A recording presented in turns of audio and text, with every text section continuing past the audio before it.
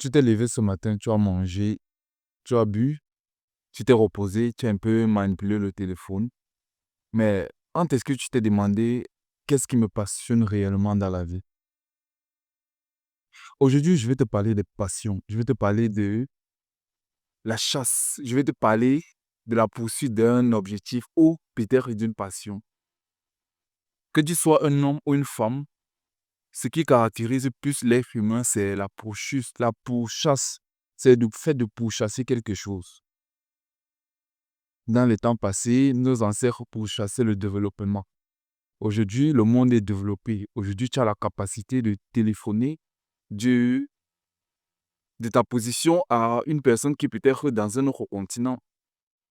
C'est le développement que nos ancêtres pourchassaient. Mais toi particulièrement, qu'est-ce que toi tu pourchasses? Est-ce que toi tu t'es déjà posé un jour la question de savoir qu'est-ce que moi particulièrement je pourchasse? Ouais, c'est Christ aujourd'hui de se rendre compte que ce que nos ancêtres ont tant pourchassé est la cause principale de tous ces problèmes que nos jeunes, je parle principalement des jeunes, tous, tous ces jeunes-là souffrent d'une maladie, je dirais, la maladie de la vie ou bien le vécu par procuration. Aujourd'hui, on connaît Instagram, aujourd'hui, on connaît Facebook, aujourd'hui, on connaît YouTube, on connaît TikTok. Ces réseaux-là ont été créés dans le but de nous distraire, ont été créés dans le but que l'on partage nos vécus. Malheureusement, les choses ne sont pas passées comme prévu. Aujourd'hui, les gens utilisent ces réseaux-là pour vivre à travers les autres ce que eux-mêmes ils aimeraient vivre. Alors moi, je te pose la question aujourd'hui. Quel bénéfice il y a à voir quelqu'un qui parle de ses voitures, qui parle de son luxe, qui parle d'argent, de tout ce qu'il a gagné, de tout ce qu'il entreprend et qui réussit dans la vie? Où est le plaisir à voir une telle personne te raconter ça, tout en sachant que toi particulièrement, tu ne peux rien faire. Tu n'es pas capable d'avoir ce qu'il a peut-être créé ou bien ce qu'il a développé dans sa vie. Où est le plaisir dans cela? Tu vas te dire, je vois ces choses-là juste pour m'amuser, juste pour perdre le temps. Justement, c'est là où se trouve le problème. Ces personnes qui viennent aujourd'hui te montrer tout cela n'ont pas eu à perdre ce temps-là. Tu t'es dit peut-être qu'ils sont nés avec ces richesses-là. Mais laisse-moi te faire comprendre que les probabilités et le pourcentage prouvent que 95% des gens ont mérité leur fortune. Quand je dis mérité, c'est qu'ils ont travaillé pour avoir cette fortune-là. Alors, toi qui te dis que ces gens-là viennent te montrer leur vécu, ils viennent te montrer ce qu'ils ont gagné, ce que tu penses qu'ils ont gagné facilement. Laisse-moi te faire comprendre que ce que tu fais, ça s'appelle la vie ou bien le vécu par procuration. Tu te satisfais du bonheur que l'autre a engendré dans sa vie. Et laisse-moi te faire comprendre que c'est l'une des voies, la route, c'est une des routes directes pour arriver à la dépression. C'est flagrant aujourd'hui de constater que la majeure partie des jeunes où le pourcentage de dépression a explosé exponentiellement. Parce que quoi? On a découvert que d'autres personnes vivent une vie que nous on rêve et que nous ne pouvons pas atteindre. J'ai pris des exemples spécifiques, mais je ne veux pas que tu te focalises sur ces exemples-là. Je veux que tu saches que peu importe où tu es, peu importe le niveau où tu es, peu importe ton vécu ou bien la vie que tu mènes, il y a la possibilité pour toi de rêver et il y a aussi la possibilité de réaliser tes rêves. Certaines personnes disaient que il faut rêver grand, il faut rêver impossible. Mais moi, je pense que il faut avoir un rêve qui est très grand et il faut avoir des petits rêves que l'on se donne à soi-même de réaliser. Hmm? Je m'explique clairement. Mon rêve, prenons un exemple. Mon rêve le plus grand est d'être peut-être président. C'est un exemple. Mon rêve le plus grand est peut-être président. Pourquoi, en attendant d'atteindre ce rêve que je me suis fixé là, pourquoi pas ne pas me fixer ou bien me donner le rêve d'être d'abord juste un homme d'État, juste quelqu'un qui a la maîtrise de la politique? C'est juste ça. Pour cela, qu'est-ce qu'il me faut faire? Partir me renseigner là-dessus, partir faire des recherches, écouter les hommes politiques, comprendre comment ils fonctionnent, comprendre comment ils voient les choses. Je prends un autre exemple. Imaginons mon rêve premier, c'est de voyager dans tout le monde entier, de découvrir tous les continents, toutes les villes, tous les pays. Mais qu'est-ce qui t'empêche aujourd'hui de quitter ta ville et de partir dans la ville voisine? Ça, c'est un petit rêve. Je dis simplement que c'est la façon qu'il est possible de voir les choses. Tout le monde ne voit pas les choses sur cet angle-là, mais c'est une façon plausible de voir les choses, de se dire, aujourd'hui, certes, je rêve d'avoir une vie grande, grandiose, pleine de voyages, mais présentement, qu'est-ce que je suis capable de faire? Peut-être j'ai un travail, peut-être j'ai la possibilité de travailler et d'avoir un peu d'argent pour payer le transport, partir dans la ville voisine, découvrir la ville là. Laisse-moi te dire que ça paraît bateau, ça paraît simple, ça paraît inévident, mais lorsque tu vas faire ça, la première fois, toi te découvrir toi-même, toi découvrir une autre facette de toi. Qui sait, peut-être ça va te plaire. Et peut-être par là, tu vas commencer à te dire, si j'ai découvert la ville voisine, peut-être je peux découvrir la ville voisine à celle voisine à la mienne.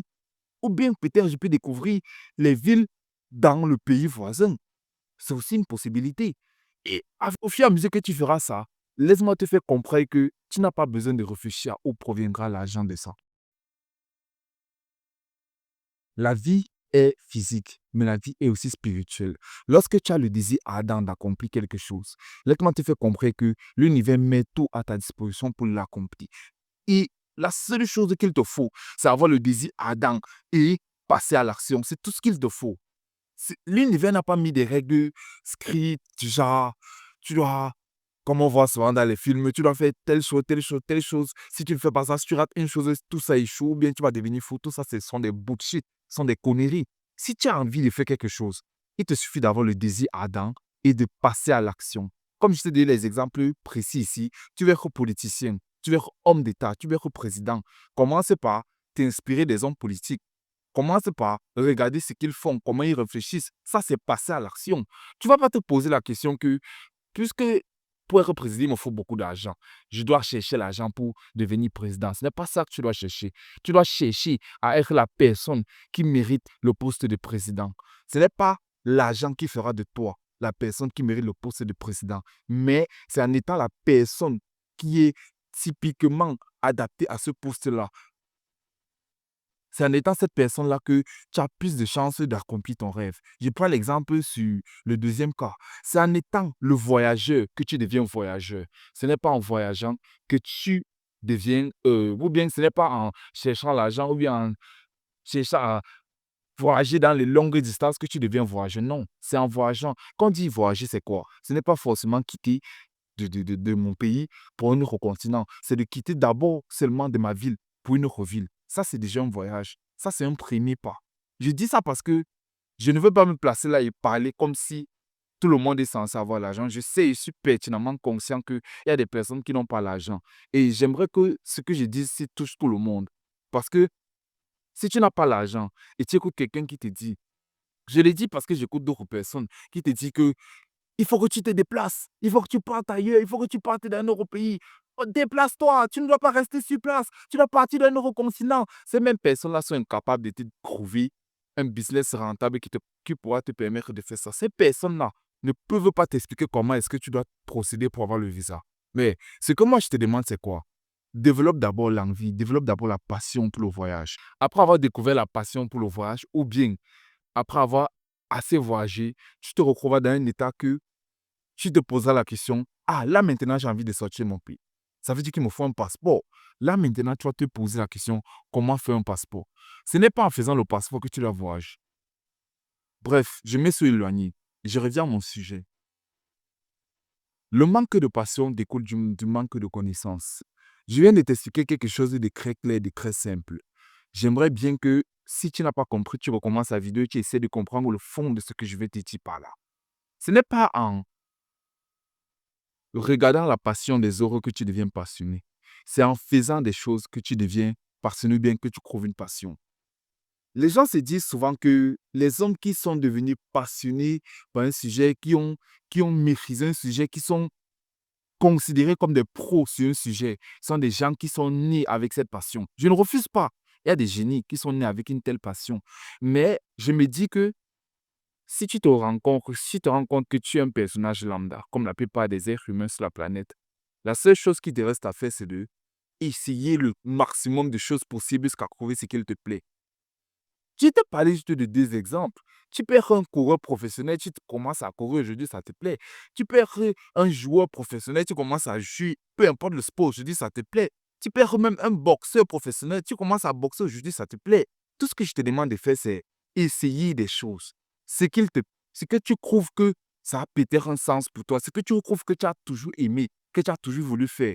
Si tu as la possibilité un jour de le faire, même si ça te requiert 2000, ne te dis pas que je n'ai pas 2000, je ne pourrais pas le faire.